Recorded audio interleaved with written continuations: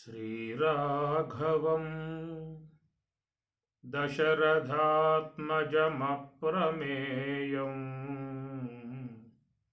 సీతాపతిం రఘుకులాన్వయరత్నదీపం ఆజానుబాహుం అరవిందదలాయతాక్షం రామం నిశాచర వినాశకరం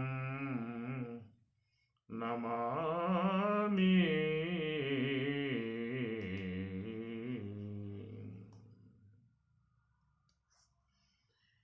తనువే గుడియట తలయే శిఖరమట పెను హృదయమే హరి పీఠమట. తనువే గుడియట తలయే శిఖరమట పెను హృదయమే హరి పీఠమట. కనుగొను చూపులే ఘనదీపములట తన లోపలి అంతర్యామికి నిత్య పూజలివిగో. నేరిచిన నోహో ప్రత్యక్షమైనట్టి పరమాత్మునికి నిత్య పూజలివిగో. పలుకే మంత్రమట పాడైన నాలుకే కలకలమను పిడి ఘంటయట.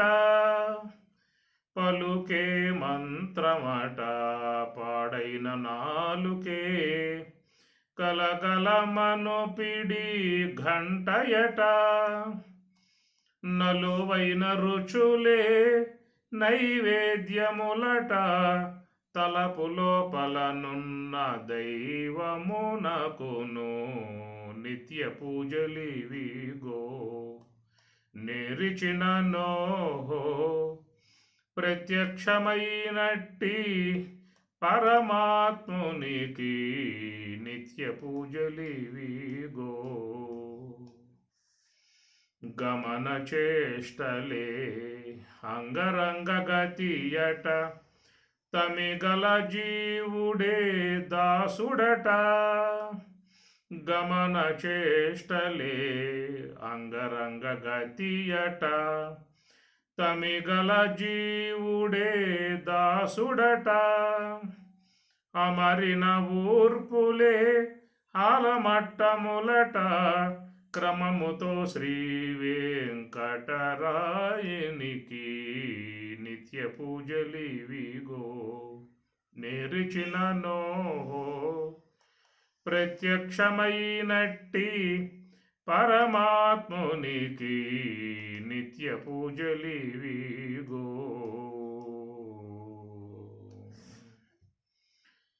ఈశావాస్యోపనిషత్తు తతేజతి తన్నైజతి తద్దూరే తద్వదంతికే తదంతరస్య సర్వస్య తదు సర్వస్యాస్య బాహ్యతః.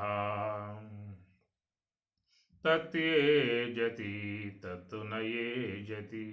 నిన్న రోజున ఈ అంశాన్ని గురించి మాట్లాడుకోవటం జరిగింది.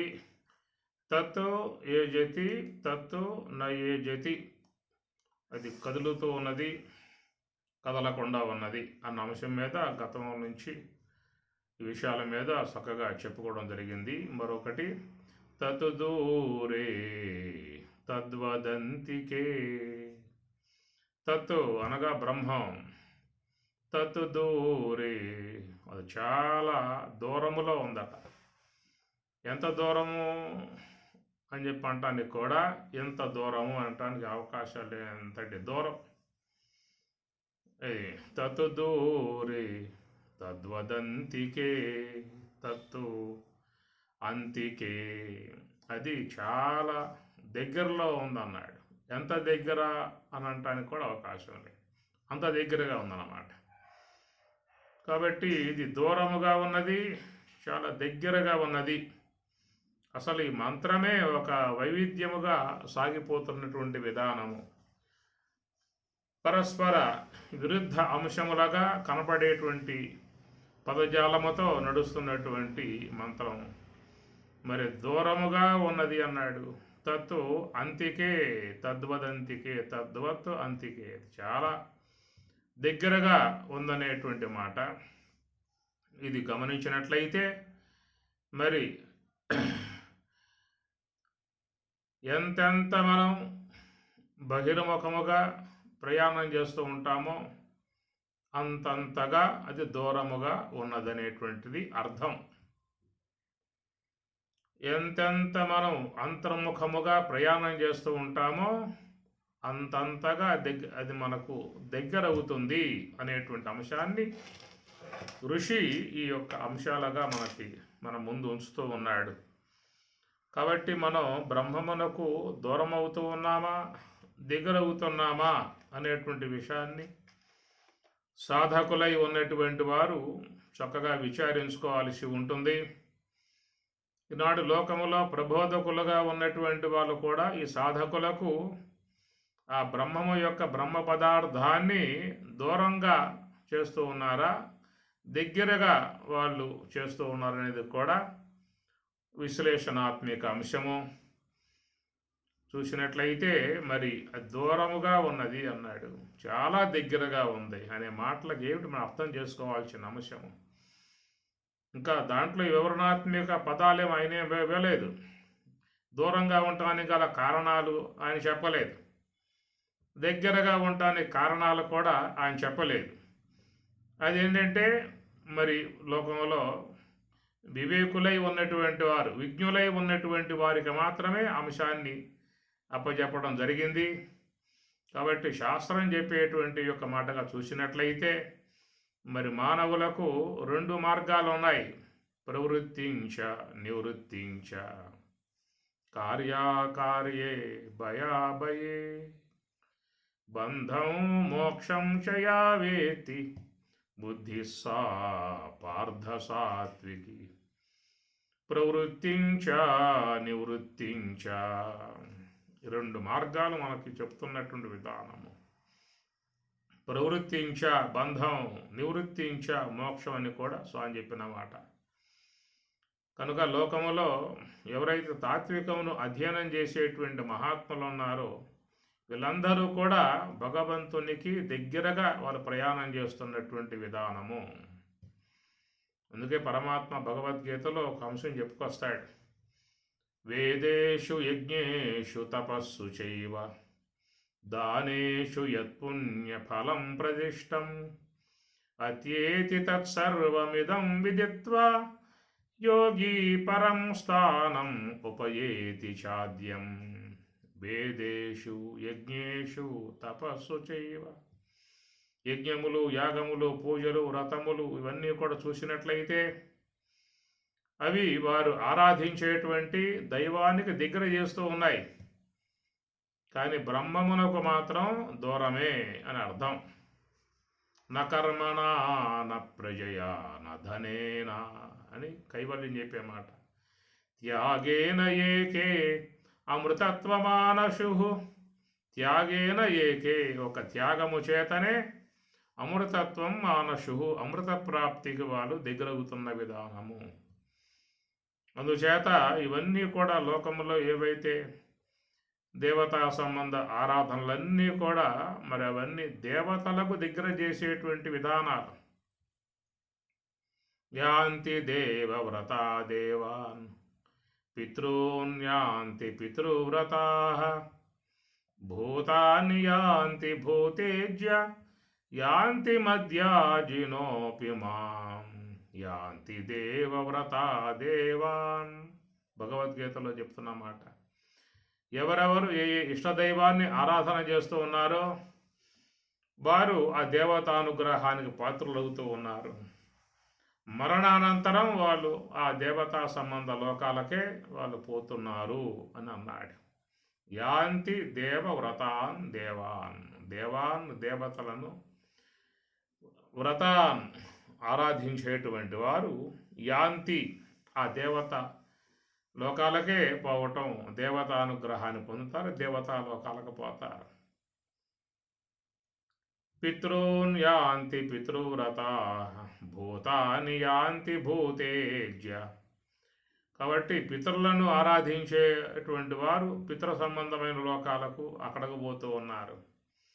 భూతాని యాంతి భూతేజ్య, భూతాని యాంతి భూతే, యాంతి పొందటం, భూతేజ్య భూతములను ఆరాధించేటువంటి వారు ఆ తనువు సాధించిన తర్వాత వాళ్ళు ఆయా దేవతా సంబంధ లోకాలకు పోవటము అనే మాటలు చెబుతూ చివరికి ఏమన్నాడంటే యాంతి మధ్యాజినోపి మాం నన్ను మత్ యాజీ నన్ను ఆరాధించేవారు మరి నా లోపలకే వచ్చేస్తూ ఉన్నారు, నాలో చేరిపోతూ ఉన్నారు.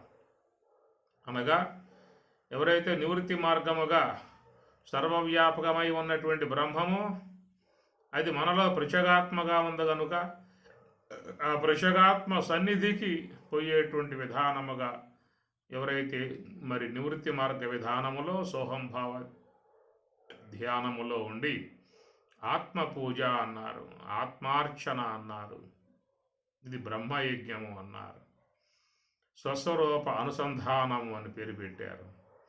ఈ విధముగా ఉన్నటువంటి వారు యాంతి మత్తో నన్నే వాళ్ళు పొందుతున్నారు అనే మాట.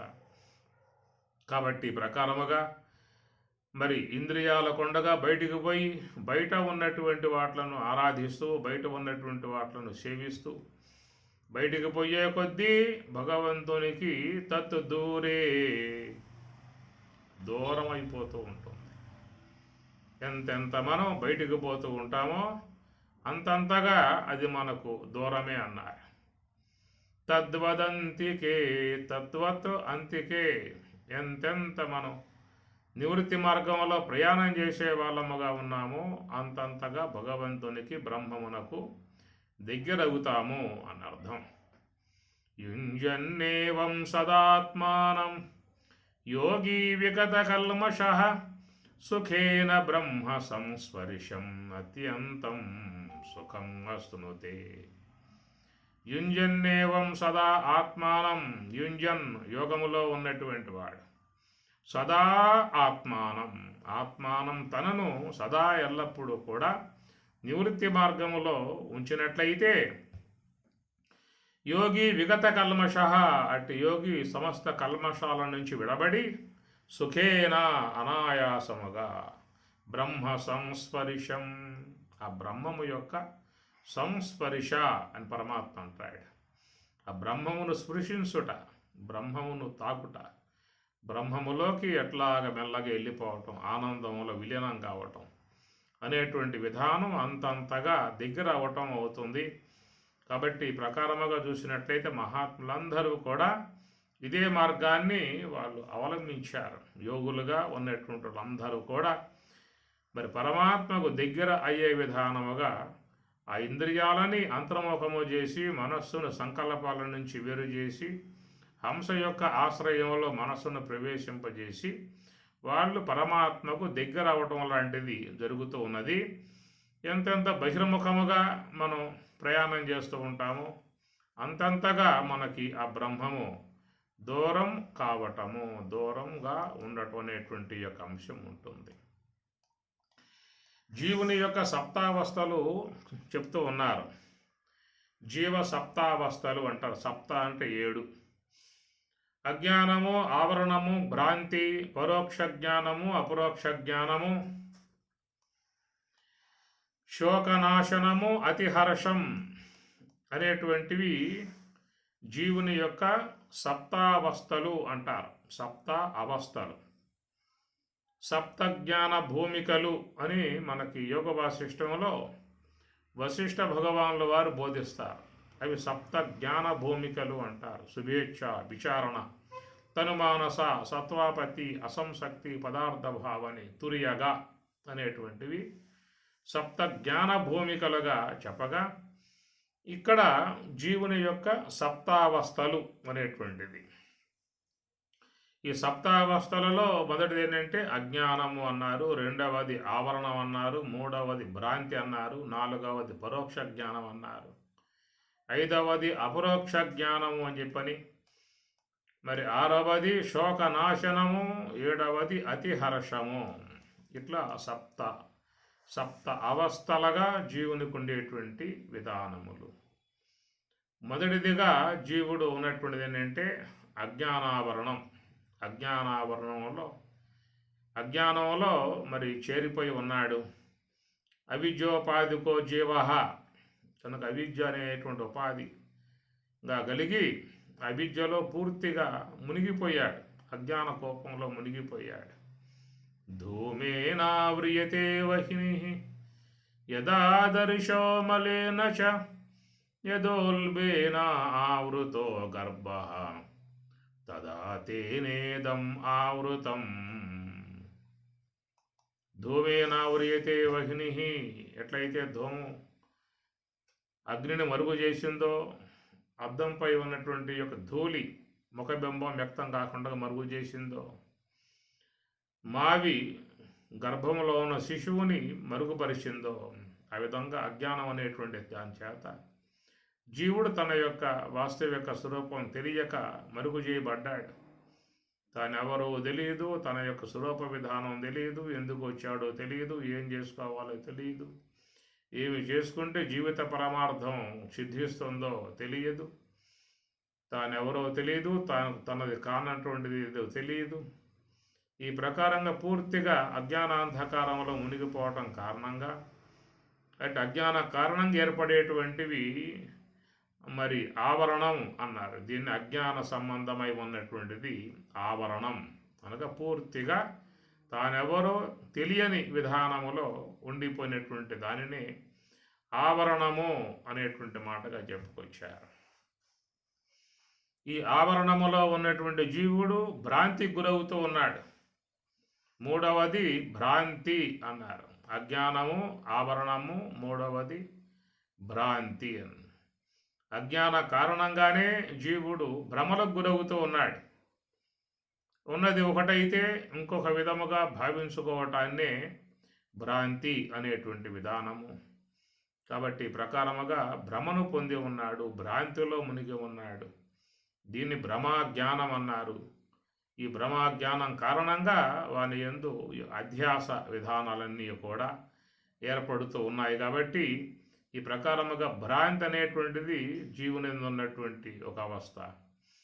కనుక ఈ మూడింటిని కూడా అధిగమించాలి అని చెప్పి అన్నట్లయితే అతడు పరోక్ష జ్ఞానాన్ని సంపాదించుకోవాల్సి ఉంటుంది. ఈ పరోక్ష జ్ఞానం అనేటువంటిది గురువు సన్నిధిలో గురువు యొక్క బోధన ప్రకారముగా కలిగేటువంటి జ్ఞానమే పరోక్ష జ్ఞానము అని చెప్పని, ఆ తర్వాత మరి గురువు ద్వారా ఉపదేశమును గావించుకొని ఇక మనస్సుని నివృత్తి మార్గం వైపుకి ప్రయాణం చేసే విధానం రావాలిక. ముందు బోధ అన్న జ్ఞాన సంబంధమై ఉన్న అంశాన్ని వినాలి, అవగాహన చేసుకోవాలి. తానెవరో, తను కానిదేదో, అనాత్మ ఏదో, ఆత్మ ఏదో, ప్రవృత్తి మార్గం ఏదో, నివృత్తి మార్గం ఏదో, బంధం ఏదో, మోక్షం ఏదో, అనాత్మ ఏదో, ఆత్మ ఏదో అనే విషయాల మీద బాగా కూలంకషంగా గురు సన్నిధిలో ఉంటేనే అవన్నీ కూడా తెలిసే అవకాశం ఉంటుంది. కాబట్టి దాని ద్వారా పరోక్ష జ్ఞానాన్ని సంపాదించుకుంటాడు. ఆ తర్వాత సాధన ద్వారా అపరోక్ష జ్ఞానాన్ని సంపాదించుకోవటం కారణముగా అతనికి శోకనాశనం అనేదిగా చెప్పుకొచ్చారు. 6వ అంశాన్ని ఏమి శోకనాశనం అన్నాడు. తరతి శోకం ఆత్మవితు అన్నారు.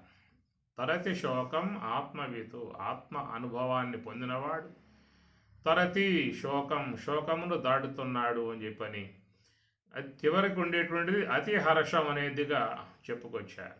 అతి హర్షము అంటే మిక్కుటముగా తనలో ఉన్నటువంటి ఆనంద ప్రాప్తిని పొందేటువంటి యొక్క విధానము.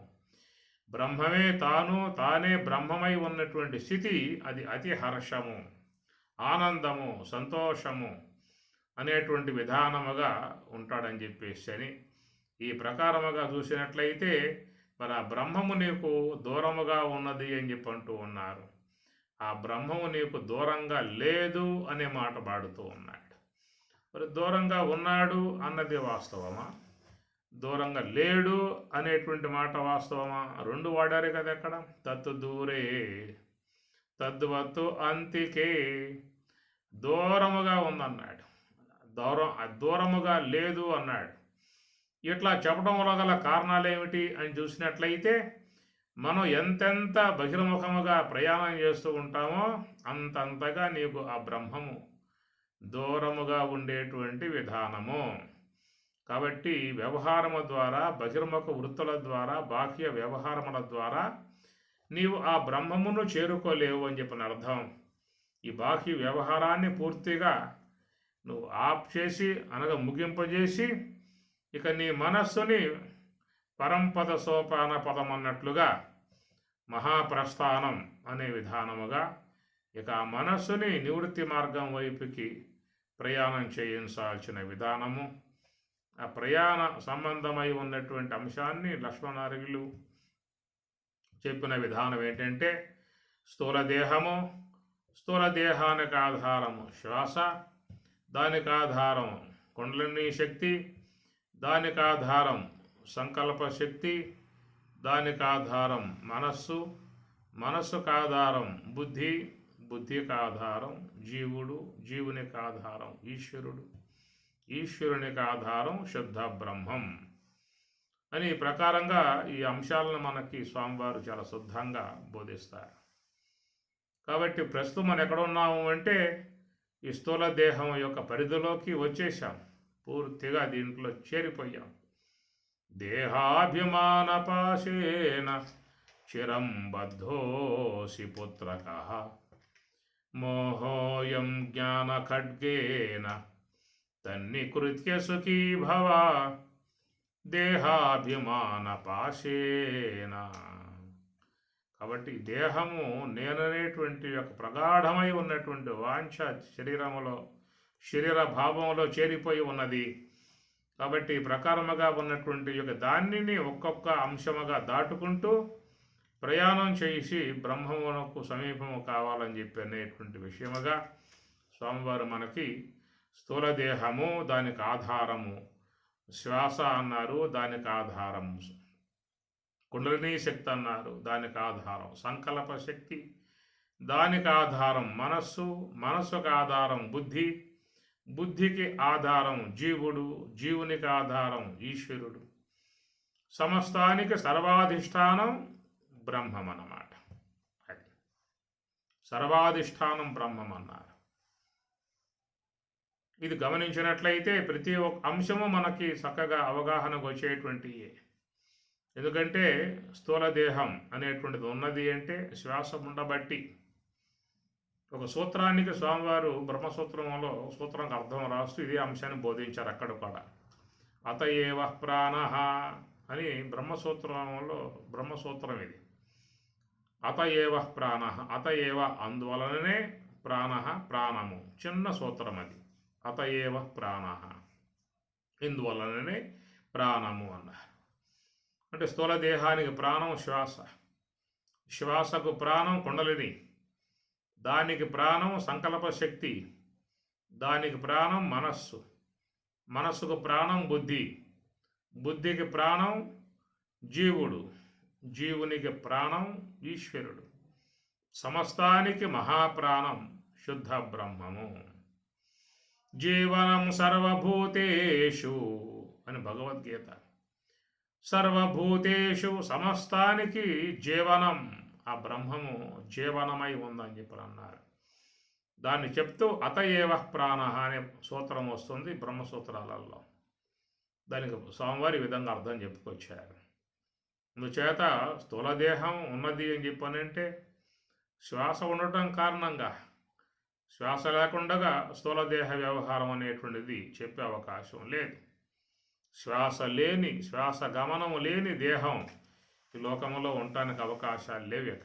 అది భూమై కలిసిపోవలసిందే.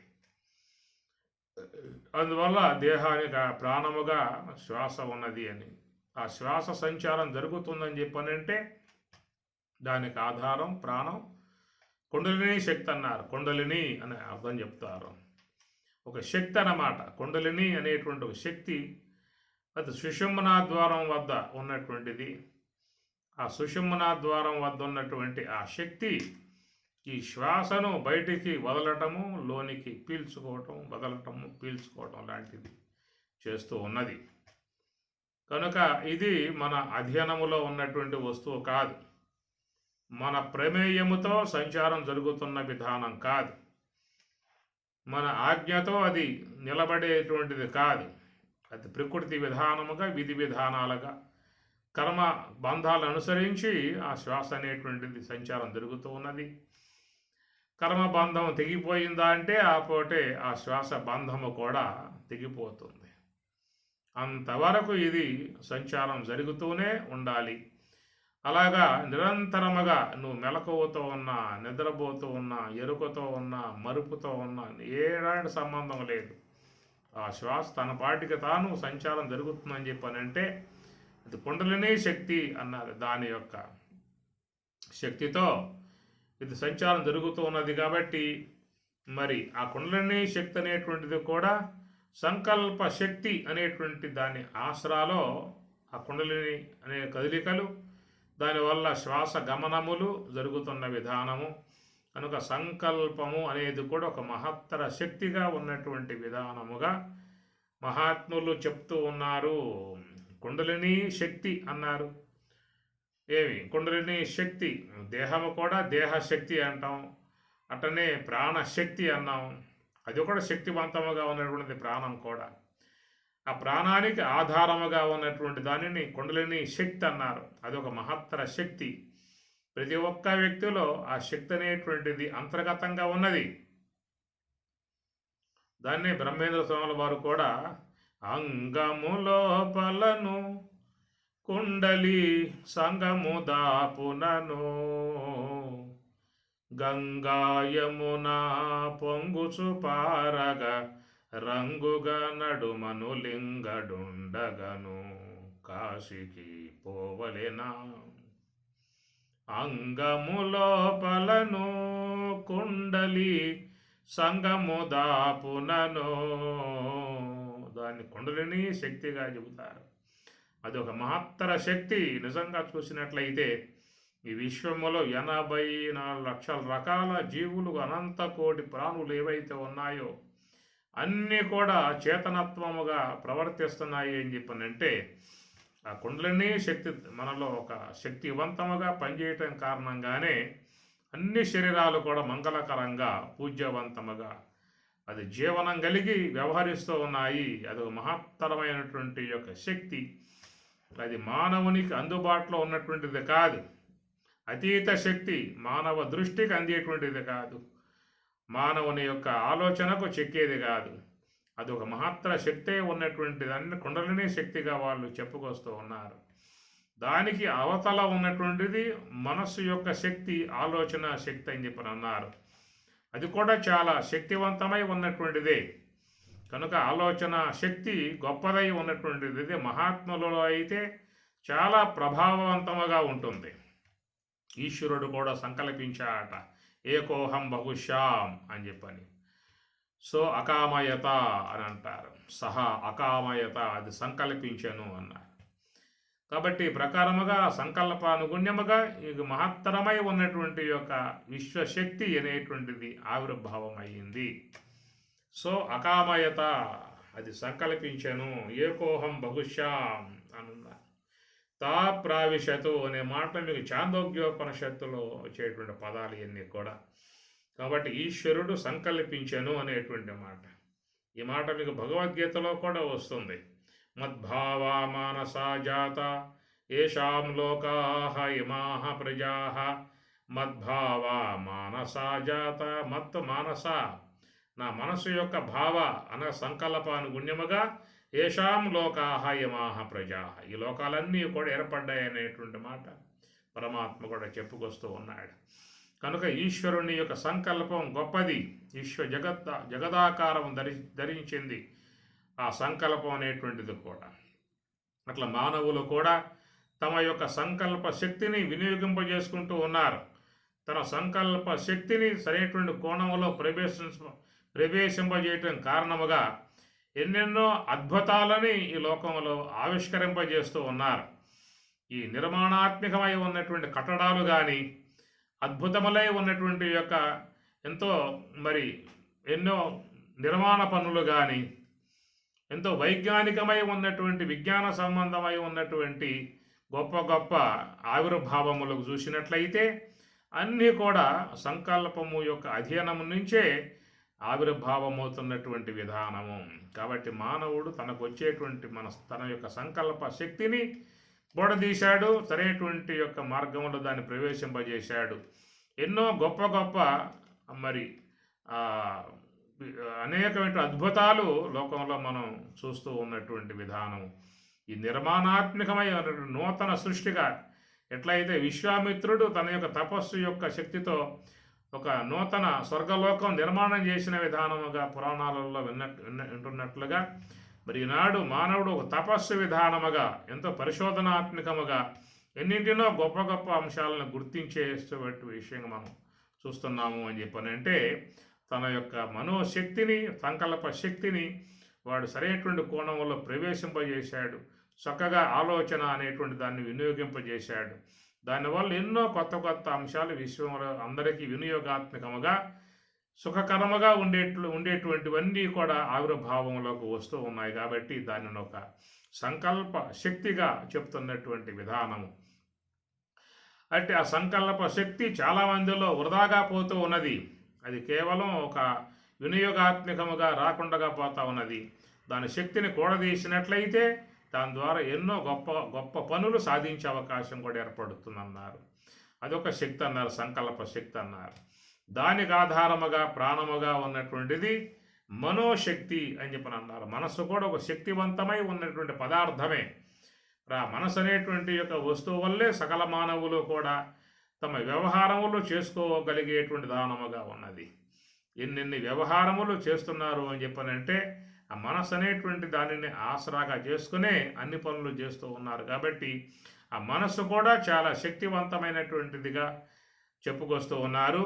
అంటే ఆ మనస్సుకి ఆధారముగా ప్రాణముగా ఉన్నటువంటిది బుద్ధి అన్నారు. దాన్ని విజ్ఞాన శక్తి అని చెప్పని అంటారు. కాబట్టి వీటి యొక్క సంబంధమై ఉన్నటువంటి యొక్క విషయాలను ఇంకా కూలంకషంగా విపులముగా సవివరముగా వినాలని చెప్పి అన్నట్లయితే తైత్రీయోపనిషత్తులో ప్రథమవల్లిలో అనగా ప్రథమానువాకం ఆ శిక్షావల్లిలో ఈ విషయాలు చాలా చక్కగా వస్తాయి. శిక్షావల్లి కానీ తర్వాత మరి ఆనందవల్లి అలాంటి వాటిలలో వీటి గురించి చాలా విశేషముగా అక్కడ చెప్పుకొచ్చే విషయాలు ఉంటాయి. తైత్రీయంలోకి పోగలిగితే అక్కడ చాలా విషయాలు వీటి మీద కలిగే అవకాశం ఉంటుంది.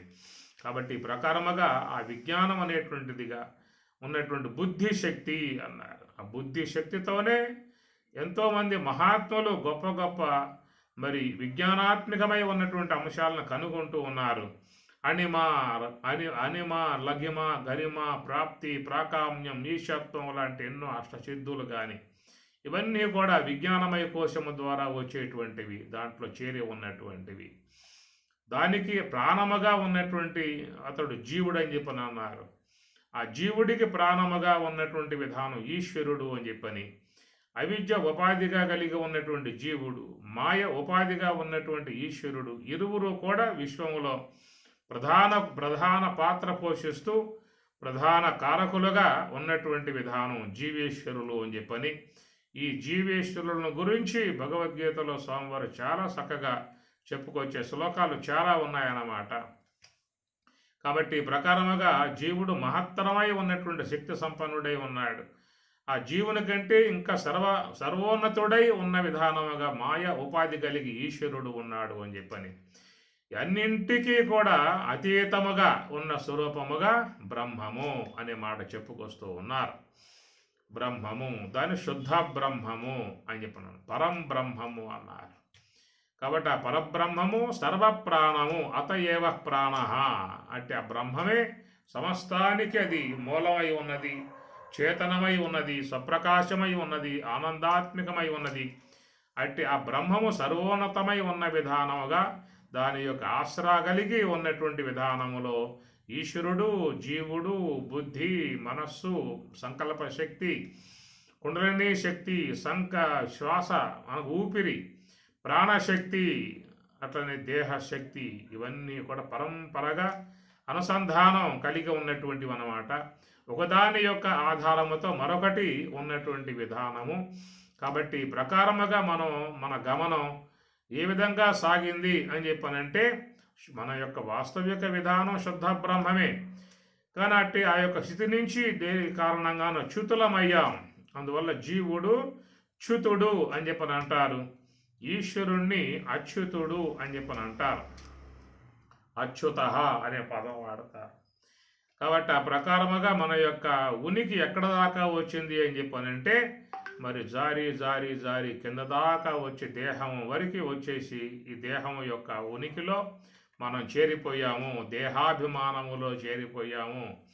ఈ దేహానికి ఎలాంటి బాధ కలిగినా, ఎలాంటి అవమానం కలిగినా, ఎలాంటి యొక్క అగౌరవం కలిగినా సహించలేని పరిస్థితిలో వ్యక్తి ఈ దేహములో, దేహ తాదాత్మ్యములో పూర్తిగా మునిగిపోయి ఉన్నటువంటి విధానము.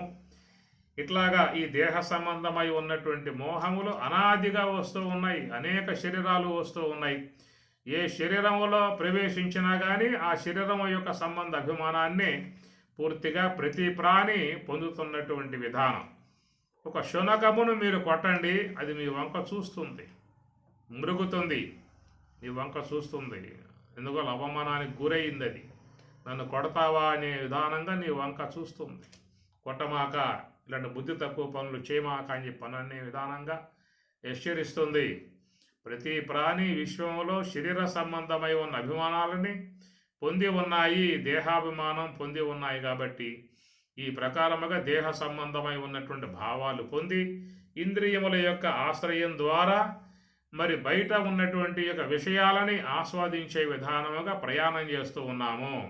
నేత్రం ద్వారా దృశ్యాల వైపుకి, ఘ్రాణం ద్వారా గంధాల వైపుకి, జిహ్వ ద్వారా రసముల వైపుకి, శ్రోత్రం ద్వారా శబ్దముల వైపుకి విస్తరించి మన యొక్క దృక్పథం అంతయు కూడా ఈ ప్రకారంగా ప్రసరించి ఈ బయట ప్రపంచంలో పంచభూతాలలో ఉన్నటువంటి విషయాల దాకా వెళ్ళిపోయాం. కాబట్టి ఈ విధముగా పొయ్యే కొద్దీ ఇక్కడ ఏమన్నాడంటే తత్తు దూరే, దూరమైపోతున్నాము అన్నట్టు. తద్వదంతికే తద్వత్ అంతికే, అయితే అది నీకు దూరముగా లేదనే మాట కూడా వాడుతూ ఉన్నాడు. కాబట్టి దూరం అయిపోయావు అనే మాట వాడుతూ ఉన్నాడు. అది చూసినట్లయితే చాలా నీకు దగ్గరగా ఉందనేటువంటి మాట వాడుతూ ఉన్నాడు. ఆ మాట ఎవరికి వస్తుంది అని చూసినట్లయితే అది యోగులుగా ఉన్నటువంటి వారికి మాత్రమే ఆ అంశం వర్తింపబడుతుంది. కేవలం అజ్ఞానములో మునిగి అవివేకముతో ఇంద్రియ అలసత్వం కలిగి మనస్సు యొక్క వ్యాపారములో మునిగి ఈ దేహము యొక్క తాదాత్మ్యములో చేరిపోయి ఈ విషయముల యొక్క లంపటంలో మునిగిపోయి ఈ బహిర్ముఖముగా పోయేటువంటి విధానము కలిగి ఉన్నటువంటి వాళ్ళ విషయముగా చెప్పటం తత్తు దూరే. వాళ్ళు ఎంత కాలమైనా కానీ దూరముగానే ఉంటుంది బ్రహ్మం అని చెప్పనేటువంటి యొక్క మాట. ఎంతంత ప్రవృత్తి కలిగి ఎంతంత బహిర్గతముగా విశాల వైపుగా ప్రయాణం చేస్తూ ఉంటావో అంతంత దూరము అని చెప్పనే అంశం ఒకటైతే, రెండవది స్వామివారు తన యొక్క ఈశావాస్య పుస్తకములో ఈ యొక్క మంత్రానికి వ్యాఖ్యానం చేస్తూ స్వామి చెప్పిన మాట ఏంటంటే, ఎంతెంత బహిర్గతమైనటువంటి యొక్క దేవతల పట్ల ఆరాధనా భావన పెంచుకుని వారిని ఆరాధించటంలో మాత్రమే ఉండిపోయేటువంటి వారు బ్రహ్మమునకు దూరముగా ఉన్నటువంటి వారు. ఎందుకంటే ఆయా దేవతల దగ్గర అవుతారే కానీ బ్రహ్మమునకు దూరమే అని చెప్పనేటువంటి యొక్క మాట. కాబట్టి ఈ బాహ్య సంబంధమై ఉన్నటువంటి యొక్క ఏ ఆరాధనా సంబంధ ప్రక్రియలు ఉన్నాయో ఇవి చెడు అనే మాట కాదు, ఇవి తప్పు అనేటువంటి మాట కాదు. దానివల్ల బ్రహ్మమునకు దూరం అయిపోయే పరిస్థితి ఉంటుందనేటువంటి స్వామి చెప్పిన మాట. కాబట్టి ఎప్పుడూ కూడా మనం మరి బహిర్గతంగా ఈటి అందే మన దృక్పథం ఉన్నప్పుడు నివృత్తి మార్గంలో పోయే అవకాశాలు ఏముంటాయక ఏమి, ఇవన్నీ కూడా బయట పెట్టుకుని చేసేటువంటి ఆరాధనా సంబంధ ప్రక్రియలు. కాబట్టి బయట ఉన్నవాడికి బయట ఉన్నవి గోచరిస్తాయే తప్ప లోన ఉన్నది గోచరించే అవకాశం కాదు. కాబట్టి ఈ ప్రకారంగా వీరు తత్తు దూరే అనే మాట వాడారు. తద్వత్ అంతికే. అయితే మరి దూరం కాకుండా దగ్గర కావాలని చెప్పి అన్నట్లయితే ఏమిటి దానికి ఉన్నటువంటి విధానము అని చూసినట్లయితే అది లక్ష్మణార్యులు చెప్పినటువంటి విధానములో నా చెప్పుకున్నట్లుగా మరి స్థూల దేహాన్ని దాటి శ్వాస వైపుకి, ఆ శ్వాసను కూడా అధిగమించి కుండలిని స్థాయి వరకు, ఆ కుండలిని శక్తి నుంచి సంకల్ప శక్తిని దాటుకుని మనస్సుకి, ఆ మనస్సు నుంచి కూడా అధిగమించి బుద్ధికి, ఆ బుద్ధి నుంచి అధిగమించి జీవునికి, ఆ జీవత్వమును దాటి అక్కడి నుంచి అధిగమించి ఈశ్వరత్వమును కూడా అధిగమించి మరి జీవేశ్వరులకు అతీతమై ఉన్నటువంటి శుద్ధ చేతనమై ఉన్నటువంటి బ్రహ్మము నందు లీనం కావటమే అది బ్రహ్మమునకు దగ్గర కావటము. తద్వత్తు అంతికే దగ్గరగా, చాలా దగ్గరగా అయ్యేటువంటి యొక్క అంశముగా మనకి ఆ యొక్క ఈ విషయాన్ని మీకు భగవద్గీత 6వ అధ్యాయంలో ఒక శ్లోకం వస్తుంది. ఆరురుచోహమునేహ యోగం కర్మ కారణముచ్యతే యోగారూఢస్య తస్యైవ శమః కారణముచ్యతే అని ఈ శ్లోకానికి స్వామివారు ఇదే అర్థాన్ని చెప్పారు. ఆరురుచోహో అంటే ఎక్కగోరినవాడు అని అర్థం.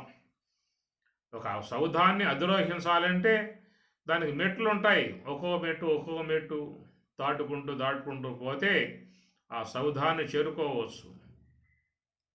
అట్లాగా ఇక్కడ కూడా మరి ఆ బ్రహ్మము యొక్క సౌధమును, బ్రహ్మము ఉన్నటువంటి యొక్క ప్రదేశమును చేరుకోవటానికి ఆరురుచోహో ఎక్కగోరేటువంటి వాడు అన్నాడు. మరి ఏమిటి ఎక్కగోరేటువంటి విధానం అనే దానికి స్వామివారు వ్యాఖ్యానం చేస్తూ ఇప్పుడు చెప్పినటువంటి మరి స్థూల దేహానికి ఆధారం శ్వాస, దానికి ఆధారం కుండలిని, దానికి ఆధారం సంకల్ప శక్తి, దానికి ఆధారం మనస్సుకు ఆధారం బుద్ధికి ఆధారం జీవుడు, జీవునికి ఆధారం ఈశ్వరునికి ఆధారం శుద్ధ బ్రహ్మము గనుక ఈ ప్రకారముగా ఉన్నటువంటి యొక్క వాట్లను ఒక్కొక్క దానినే అధిగమిస్తూ నివృత్తి మార్గము ద్వారా, హంస యొక్క ఆశ్రయం ద్వారా, నివృత్తి మార్గము ద్వారా ఒక్కొక్క దానినే అధికరిస్తూ లోనికి ప్రయాణాన్ని కొనసాగించాల్సి ఉంటుంది. ఆరురుచోహో మునే యోగం, ఇవన్నిటినీ కూడా ఎక్కి ఆ శుద్ధ బ్రహ్మములో చేరిపోయేటువంటి విధానముగా ఉన్నటువంటి వారికి కర్మయోగం కారణం, కర్మ కారణం అన్నారు. కర్మ అంటే మనస్సుని నిశ్చలపరచి హంస యొక్క ఆశ్రయం ద్వారా నివృత్తి మార్గముగా పోవటాన్ని ఇది ఆరురుచోహో ఎక్కగోరేటువంటి వాడికి ఉన్నటువంటి ఆలంబనం అని అన్నాడు. యోగారూఢస్య తస్యైవ శమః కారణం, ఎప్పుడైతే ఇవన్నిటినీ కూడా ధ్యానము ద్వారా అధిగమించి నివృత్తి మార్గంలో ప్రయాణం చేసి మొత్తం కూడా దాటుకొని యోగ సమాధిలోకి ప్రవేశిస్తారో అటు యోగ సమాధి యందు బ్రహ్మమునందు విలీనమై బ్రహ్మవేద బ్రహ్మైవ భవతి అన్నారు. బ్రహ్మవేద బ్రహ్మైవ భవతి, బ్రహ్మమును గుర్తించినవాడు బ్రహ్మమే అవుతున్నాడు. అలాంటి యొక్క బ్రహ్మమే తానై ఉన్నటువంటి అనుభవాన్ని ఇక్కడ పరమాత్మ 6వ అధ్యాయంలో యోగారూఢస్య తస్యైవ, యోగా ఆరూఢస్య అధిగమించాడు, ఎక్కేశాడు, పైకి వెళ్ళిపోయాడు, ఆ సౌధాన్ని అధిరోహించాడు, యోగ సమాధిలోకి వెళ్ళిపోయాడు, బ్రహ్మములో చేరిపోయాడు. బ్రహ్మమే తానై ఉన్నాడు, తానే బ్రహ్మము, బ్రహ్మమే తానై ఉండుట అనేటువంటి విధానములో తద్వదంతికే, అది దూరముగా లేదు అన్నాడు. దూరముగా లేదంటే ఎంత దగ్గర అంటానికి కూడా అవకాశం లేదు. తానే బ్రహ్మము, బ్రహ్మమే తానై ఉండుట. కాబట్టి ప్రకారముగా మహాత్ములందరూ కూడా ఇదే మార్గాన్ని బోధిస్తూ ఉన్నారు. శ్రీరామచంద్రుడు ఆంజనేయ స్వాముల వారితో కూడా ఇదే మార్గాన్ని ఆయన బోధించాడు. స్థూల శరీరంబు సుస్థిరంబుగా నుండు సర్వేంద్రియంబుల ప్రశాంతి నందు సన్మనఃపవనముల్లు చంచలింపకయుండు కామాది శత్రువర్గము నశింసు స్ఫురత్తు అమానత్వాది సుగుణముల్ సమకూరు ఘనగుణాతీత లక్షణమునదవు బలుపారు వైరాగ్య బోధోపరతులు సంపూర్ణంబులై మది బొదలుచుండు పరమ సుఖవార్ది ఒప్పొంగి పారుచుండు ముందట వసించి మోహించి మోక్షలక్ష్మి సర్వమును బ్రహ్మమును జూచు శాంతి నిధికి సర్వమును బ్రహ్మమును జూసు శాంతి నిధికి. అలాంటి యొక్క అనుభవం ప్రతి ఒక్క వ్యక్తికి పుట్టుకతోనే వస్తుందా? పుట్టుకతోనే వస్తుందా అని చెప్పానంటే మొత్తం కూడా స్వామి చెప్పాడు ఆంజనేయ స్వాముల వారికి రాముడు, నాయనా నీవు బ్రహ్మమునకు తత్తు దూరే, నువ్వు దూరంగా ఉన్నావు ప్రస్తుతం, తద్వత్తు అంతికే నువ్వు దగ్గర కావాలని చెప్పి అన్నట్లయితే ఈ విషయాన్ని వినమని చెప్పని ఆయన చెప్పుకొచ్చాడు. స్థూల శరీరంబు సుస్థిరంబుగా నుండు. ఆంజనేయ స్వాముల వారికి రాముడు మరి సాంఖ్యాన్ని బోధిస్తాడు. తారక యోగాన్ని అమ్మవారు బోధించగా ఆ సాంఖ్యతత్వాన్ని రాముడు బోధించి ఆ ప్రకారంగా ఆ తర్వాత ఆయనకి బ్రహ్మోపదేశం చేస్తారు స్వామివారు. ఆ బ్రహ్మోపదేశం పొందినటువంటి ఆంజనేయ స్వామి ధ్యానములో కూర్చునే విధానం చేస్తాడు. ఆ ధ్యానములో కూర్చున్నప్పుడు కలిగేటువంటి అనుభవం ఎట్లా ఉంటుంది, ఎలాంటి అనుభవం కలుగుతుంది అనే దానికి చక్కటి క్రమాన్ని ఇక్కడ రాముడు బోధిస్తున్నాడు. స్థూల శరీరంబు సుస్థిరంబుగా నుండు. ఎప్పుడైతే ఆ మనసు అనేది మనకు స్వాధీనం అయ్యిందో తన చంచలత్వాన్ని పూర్తిగా విడనాడి మనం ఏ యొక్క హంస యొక్క ఆశ్రయం అనేటువంటి దాంట్లో పెట్టామో దాని అందే ఎప్పుడైతే లగ్నం అయ్యిందో ఆ శ్వాస వెంబడే ప్రయాణం చేసేదిగా ఉన్నప్పుడు ఇక వాళ్ళల్లో ఈ దేహం అనేటువంటిది మెల్లమెల్లగా తన యొక్క చేతనత్వమును కోల్పోయి జడమైపోతుంది. దేహములో స్పర్శ ఉండదేక, దేహభావన ఉండదు, దేహాధ్యాస ఉండదేక. ఇది ధ్యానములో కలిగేటువంటి యొక్క మొదటి అనుభవం సాధకులకు మొదటిగా వచ్చే అనుభవం ఇది. స్థూల శరీరంబు సుస్థిరంబుగా నుండు సర్వేంద్రియంబుల ప్రశాంతి నందు అన్నాడు. ఇక సర్వ ఇంద్రియములో కూడా వాటిల్లో చలనం పూర్తిగా ఆగిపోతుందన్నాడు. ఎందుకంటే మనసు అనేది అంతర్ముఖమై ఇక లోన ఉన్నటువంటి యొక్క పరమాత్మ యొక్క ఆనందం వైపుకు ప్రయాణం చేస్తూ ఉన్నది. కాబట్టి ఇంతకాలం పాటు ఏ ఇంద్రియాల ద్వారా లోకములో ఆనందాన్ని పొందాలన్నటువంటి యొక్క భావనతో ప్రయాణం చేశామో అలాంటి ఆనందానికి మనసు గురైనప్పుడు ఇంద్రియములలో కూడా ఏ కదలికలు ఉండే అవకాశం లేదు. కాబట్టి సర్వేంద్రియంబుల ప్రశాంతి నందు సన్మనఃపవనములు చెంచలింపకయుండు. సన్మనఃపవనములు రెండు కూడా ఆగిపోతాయట. మనస్సు ఆగే కొద్దీ శ్వాస కూడా ఆగుతుంది. ఇది ధ్యానములో కలిగేటువంటి ఒక అత్యద్భుతమై ఉన్నటువంటి అనుభవం. సాధారణంగా మనకు మనసు అనేది కాస్త ఉపశమిస్తుందేమో కానీ ఈ శ్వాస ఆగేటువంటి విధానం వ్యవహారంలో ఉండదు. కానీ అది నివృత్తి మార్గంలో ప్రయాణం చేసేటువంటి వారికి మాత్రమే ఈ శ్వాస అనేది పూర్తిగా ఆగిపోయే విధానం ఏర్పడుతుంది. ఆ శ్వాస పూర్తిగా ఆగిపోతేనే ఈ సాధకుడు బ్రహ్మమునకు దగ్గర అయ్యే అవకాశం ఏర్పడుతుందన్నమాట. అత్యతిష్ట దశాంగులం అన్నారు. అత్యతిష్ట దశాంగులం అనగా ఆ యొక్క శ్వాస అనేది 10 అంగుళములుగా సంచరిస్తూ ఉందని, ఆ 10 అంగుళముల దూరములో మనం బ్రహ్మానికి ఉన్నామని చెప్పని, ఎంతెంత శ్వాస ఆగుతూ ఉంటుందో అంతంత మనం పరమాత్మకు దగ్గరవుతాము అని చెప్పి. కనుక శ్వాస అనేది ధ్యానములో ఆగాలంటే మనసు అనేటువంటిది ముఖ్యంగా ఆగాల్సి ఉంటుంది. కాబట్టి ప్రకారంగా చూసినట్లయితే మనసు అనేది జీవుని యొక్క అధీనములో ఉన్నది, శ్వాస అనేది ఈశ్వరుని యొక్క అధీనములో ఉన్నది. గమనించాల్సిన అంశము. కాబట్టి మనస్సు జీవుని అధీనములో ఉన్నది, శ్వాసయేమో ఈశ్వర అధీనములో ఉన్నది. మనం ఈనాడు శుద్ధ బ్రహ్మం వైపు ప్రయాణం కొనసాగిస్తూ ఉన్నాం. కాబట్టి ఆ శుద్ధ బ్రహ్మం వైపుకు ప్రయాణం కొనసాగించే విధానములో ఈ జీవుడు తన యొక్క ప్రయత్నం ద్వారా మనస్సుని సంకల్పరహితముగా చేయటం కారణముగా మరి ఆ శుద్ధ బ్రహ్మం వద్దకు పోవాలనే ప్రయత్నములో ఉన్నటువంటి జీవునికి సహకారముగా ఈశ్వరుడు కూడా తన యొక్క అధీనములో ఉన్నటువంటి యొక్క శ్వాస గమనాన్ని తగ్గించడం అనేటువంటిది ఆయన చేస్తాడు. కనుక శ్వాస గమనం తగ్గితేనే నువ్వు శుద్ధ బ్రహ్మమునకు దగ్గరయ్యే పరిస్థితి ఏర్పడుతుంది. ఆ శ్వాస ఆయన తగ్గించాలంటే మరి జీవుని యొక్క పరిధిలో ఉన్నటువంటి యొక్క మనస్సుని వీడు అధీనములోకి తెచ్చుకోవాల్సి ఉంటుంది.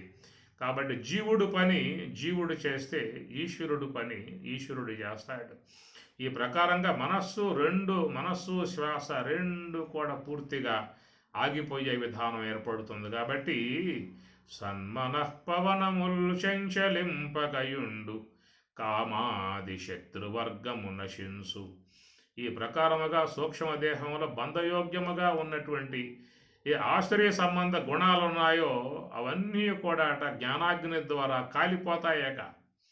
ఏమి ఆ యొక్క పరమశివుడు తన యొక్క బాణాన్ని సంధించి వదిలిపెట్టడం కారణముగా మరి పరమశివుని యొక్క బాణాగ్నికి త్రిపురములన్నీ కూడా కాలిపోయాయని చెప్పేసి మనకి త్రిపుర రహస్యం మనకు భాగవతం సప్తమ స్కంధం చివరిలో వస్తుందన్నమాట. పరమశివుని యొక్క బాణాగ్నికి త్రిపురములు 3 కూడా నశింపబడ్డాయి. ఆ త్రిపురములలో దాగి ఉన్నటువంటి అసురులు అందరూ కూడా ఆ బాణాగ్నికి కాలిపోయారనే మాట భాగవతంలో వచ్చే అంశము. అట్లా ఇక్కడ ఈశ్వరానుగ్రహముతో కలిగేటువంటి యొక్క మరి ఆత్మాగ్నిగా బ్రహ్మాగ్నిగా ఉన్నటువంటి యొక్క దాంట్లో సమస్త ఆశ్రయ సంబంధ గుణాలన్నీ కూడా మొత్తం దగ్ధమైపోతాయి. కాబట్టి ఈ ప్రకారముగా మరి ఈ గుణాలు పూర్తిగా నశింపబడటం అని చెప్పని ఘన గుణాతీత లక్షణమునదవు. గుణాతీతం అంటే ఈ సాత్విక రాజసిక తామసిక 3 గుణాలు. కాబట్టి 3 గుణాలు అనేటువంటివి జీవుణ్ణి ఎప్పుడూ కూడా తిప్పుతూ ఉంటాయి. గుణాలకు బద్ధుడై జీవుడు వ్యవహరిస్తూ ఉన్నాడు. కాబట్టి అలాంటి గుణములు వ్యవహారములో ఉన్నప్పుడు మహాశక్తివంతముగా ఉండి ఈ జీవుణ్ణి అమిత వేగముగా లాక్కుపోతూ ఉంటాయి. కాబట్టి వ్యవహారంలో ఉన్నటువంటి వాళ్ళందరూ కూడా ఈ గుణాలకు బద్ధులై ఉన్నారు. ఈ గుణములు ఏ వైపుకు లాక్కుపోతూ ఉంటే ఆ వైపు కల్లా పోతున్న విధానము. కనుక రజోగుణ సంబంధ వ్యవహారముతో రజోగుణ వ్యవహారములో మునిగిపోతూ ఉన్నారు. తామసిక సంబంధ వ్యవహారముతో తామసిక గుణాలతో పూర్తిగా దాన్ని నిమగ్నమైపోతున్నారు. కాబట్టి గుణాతీత లక్షణమునదు అన్నాడు. ఈ 3 గుణములు కూడా అతని యందు పూర్తిగా విలీనమైపోతాయి. కాబట్టి గుణాతీతత్వం సిద్ధిస్తుందని చెప్పనేటువంటిది. ఆ ప్రకారముగా ఉన్నటువంటి యొక్క మార్గంలో ప్రయాణం చేసినప్పుడు మరి ముందట వసించి మోహించి మోక్షలక్ష్మి. ఎప్పుడైతే మరి ఈ విధముగా స్థూలదేహమును ఈ జ్ఞానేంద్రియాలు కర్మేంద్రియములు శ్వాస మనస్సు అన్నీ కూడా దాటుకొని నివృత్తి మార్గంలో ప్రయాణం చేసినప్పుడు ముందట వసించి మోహించి మోక్షలక్ష్మి అన్నాడు. అక్కడ శుద్ధ సాత్విక బ్రహ్మాకార వృత్తి అనేటువంటి ఆమె చక్కగా ఏర్పడుతుంది. కాబట్టి ఆమె యొక్క అనుగ్రహముతో అతడు ఇక శుద్ధ బ్రహ్మములో చేరిపోతాడు. జగన్మాత అనుగ్రహం అంటారు. ఆది పరాశక్తి అనుగ్రహం అన్నారు. ఆది అంటే మొదట, పర అంటే శ్రేష్టమైనటువంటి, శక్తి అంటే ఆత్మశక్తే. శుద్ధ సాత్విక బ్రహ్మాకార వృత్తిగా చెప్పేటువంటి మాట. అంటే ఆ శుద్ధ సాత్విక విధానమును అనుసరించి వాళ్ళు బ్రహ్మములో చేరిపోతున్న విధానము. ఈ మాట మీకు భగవద్గీత జ్ఞానయోగములో స్వామివారు చెప్పుకొస్తారు. బహవః జ్ఞాన తపసా పూతా మద్భావం ఆగతాః. బహవః అనేక మంది జ్ఞాన తపస అనగా మనస్సుని హంస యొక్క ఆశ్రయములో ఉంచి నివృత్తి మార్గంలో ప్రయాణం చేసే విధానాన్ని జ్ఞాన తపస్సుగా స్వామి చెప్పిన మాట. బహవః జ్ఞాన తపసా పూత అంటే సమస్త పాపాలన్నింటినీ కూడా పోగొట్టుకుని లోన శుద్ధ సాత్విక బ్రహ్మాకార వృత్తి ఏర్పడగా అంటే శుద్ధ సాత్విక బ్రహ్మాకార వృత్తి యొక్క ఆశ్రయం ద్వారా మద్భావం ఆగతాః. మద్భావం నా ఉనికిని వాళ్ళు పొందిరి అనేటువంటి మాట అంటాడు. మరొక చోట కూడా భక్తి యోగములో చెప్పుకొచ్చే మాట మయ్యేవ మన ఆదత్స్వ మయి బుద్ధిం నివేశయ నివసిష్యసి మయ్యేవ అత ఊర్ధ్వం న సంశయః మయ్యేవ. కాబట్టి ఈ ప్రకారంగా నివృత్తి మార్గము ద్వారా మరి ఇంద్రియాలని మనస్సుని బుద్ధిని బ్రహ్మములో చేర్చే విధానముగా ఆ శ్లోకంలో వస్తుంది అర్థం. మయ్యేవ మన ఆదత్స్వ మయి బుద్ధిం నివేశయ. ఆ మనస్సుని బుద్ధిని బ్రహ్మములో చేర్చినట్లయితే నివసిష్యసి మయ్యేవా, నాయందే వాళ్ళు ఉంటారు. అత ఊర్ధ్వం న సంశయ. కాబట్టి ఈ విషయంలో ఎవరూ కూడా సందేహించాల్సిన అవసరం లేదు అన్నాడు. న సంశయ, పరమాత్మ చాలా స్పష్టముగా చెప్తున్నటువంటి మాట కాబట్టి ఈ ప్రకారముగా మరి తద్వంతికే తద్వత్ అంతికే, అది చాలా దగ్గరగా ఉందనే మాట ఎవరికి అంటే ఇప్పుడు చెప్పినట్లుగా రాముడు చెప్పినట్లుగా స్థూల శరీరంబు సుస్థిరంబుగా నుండు సర్వేంద్రియంబులపశాంతి నందు సన్మనఃపవనముల్లు చెంచలింపకయుండు కామాది శత్రువర్గము నశించు స్ఫురత్తు అమానిత్వాది సుగుణములు సమకూరు ఘన గుణాతీత లక్షణమునదవు బొలుపారు వైరాగ్య బోధోపరతులు సంపూర్ణంగులై మది బదలుచుండు పరమ సుఖవార్ది ఒప్పొంగి పారుచుండు. ఆ స్థితికి పోయాడకాట. ఆ స్థితికి, ఆ తురీయ స్థితికి పోయినప్పుడు వారిలో సుఖవార్ది అన్నాడు, బ్రహ్మానంద వార్ది, బ్రహ్మానంద సాగరములో ఇక వాడు మునక వేయటమే అని చెప్పిన అర్థం. కనుక బ్రహ్మం అనేటువంటి దానిని ఆనంద సాగరముగా పోలుస్తూ ఉన్నారు. బ్రహ్మానందవారాశి వాసన ఒక్కింసుక సోకినేని బ్రవినాశం బొందు అన్నాడు. కాబట్టి బ్రహ్మానంద సాగరములో మనసు అనేది కనుక పడిందా అంటే పూర్తిగా దాంట్లో లీనమైపోతుందన్నాడు. అలాంటి విధానముగా యోగ సమాధి స్థితి అది రమణ భగవానుల వారు ఆ విధముగా తన సాధన ద్వారా ఆస్వాదించగలిగాడు. అనేక మంది ఋషీశ్వరులు మహాత్ములందరూ కూడా సాధన ద్వారా ఆస్వాదించగలిగారు. కనుక బ్రహ్మానందములో మునకలు వేసేటువంటి విధానం యొక్క యోగ సమాధి పొంది ఉన్నటువంటి వారికి ప్రతి నిమేషము పరబ్రహ్మంబు వీక్షించి మది చొక్కి వెలుపలమరచువాడు శుక భగవానుల వారు అడుగడ్గునకు మాధవాను చింతన సుధా మాధుర్యమున మేను మరచువాడు ప్రహ్లాదుడు. ఈ విధముగా మనకి ఎన్నో విషయాలు చెప్పుకొచ్చే విషయం కాబట్టి ఆ బ్రహ్మమునకు చాలా దగ్గరగా అయ్యేటువంటి యొక్క విధానముగా మనం ప్రయాణం చేయవలసి ఉంటుంది. ఈ విషయం మీకు భాగవతం కూడా ప్రథమ స్కంధంలో చెప్పేటువంటి విషయం. మెలగుట సాలించి మీలిత నేత్రుడై శాంతుడై కూర్చుండి జడతలేక ప్రాణమనో బుద్ధి పంచేంద్రియంబులు బహిరంగ వీధుల బారనీక జాగరణాదిక స్థానత్రయము దాటి పరమమై ఉండెడి పదము తెలిసి బ్రహ్మభూతత్వ సంప్రాప్త విక్రయుడై అని శమీక మహర్షి తపస్సు యొక్క అంశముగా బోధిస్తూ అక్కడ చెప్పే విధానములో మెలగుట సాలించి మీలిత నేత్రుడై, మెలగుట సర్వేంద్రియములలో వ్యవహారం పూర్తిగా కట్టిబెట్టాడు. మీలిత రెండు కన్నుల్లో కూడా ముకులించాడు. శాంతుడై కూర్చుండి జడతలేక ప్రాణమనో బుద్ధి పంచేంద్రియంబులు బహిరంగ వీధుల బారనీక. ఇంతకాలం పాటు జ్ఞానేంద్రియములు, కర్మేంద్రియములు, అంతరేంద్రియాలు అన్నీ కూడా బయట సంచారం చేసేవిగా ఉండగా ఇక వాటిని బయటికి పోయే విధానం లేకుండగా తన సాధన ద్వారా కట్టివేశాడు. నివృత్తి మార్గం వైపుకి వాటిని తిప్పాడు. అంతేక బహిరంగ వీధుల బారనీక జాగరణాధిక స్థానత్రయము దాటి, దాని ద్వారా ఏమైందని చెప్పాడు, జాగరణాధిక స్థానం, జాగ్రత్త అవస్థ, స్వప్నావస్థ, సుషుప్తి అవస్థ, ఈ మూడు కూడా ఇక ముగింపజేయబడ్డాయి. నాలుగవదగు యోగ సమాధిలోకి ప్రవేశించాడు. కాబట్టి శుద్ధమైన నాలవ తెరవున అనేది చెప్తున్నటువంటి మాట.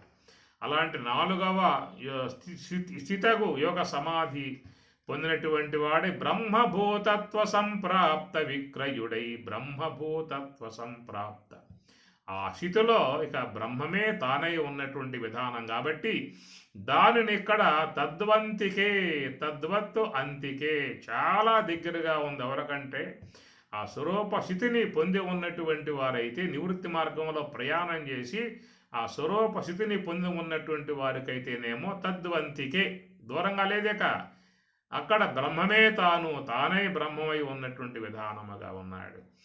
ఇక మన వ్యవహారం చూసినట్లయితే అక్కడి నుంచి జారి జారి జారి జారి జారి వచ్చి ఇక ఇంద్రియాలలో పడి మనసులో పడి మనో సంబంధ ఆలోచనలు, ఇంద్రియ సంబంధ విషయాలు, దేహ సంబంధ మోహాలు, రాగద్వేషాలు, అసూయలు, కక్షలు, ప్రతీకారములు, వైరములు, విద్వేషములు, నిరంతరముగా అశాంతి, బాధ, వేదన, దుఃఖము, నానా రకాలై ఉన్నటువంటి వాటిలలో పూర్తిగా మునిగిపోయాం. కాబట్టి అందువల్ల అదేమైంది ఎక్కడ అంటే తత్తు దూరే.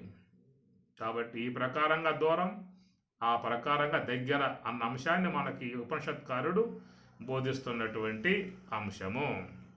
ఓం సహనా భవతు సహనౌ భునక్తు సహ వీర్యం కరవావహై తేజస్వినావధీతమస్తు మా విద్విషావహై. ఓం శాంతి శాంతి శాంతి. హరి ఓం తత్సతు. శ్రీ గురుభ్యో నమః. హరి ఓం.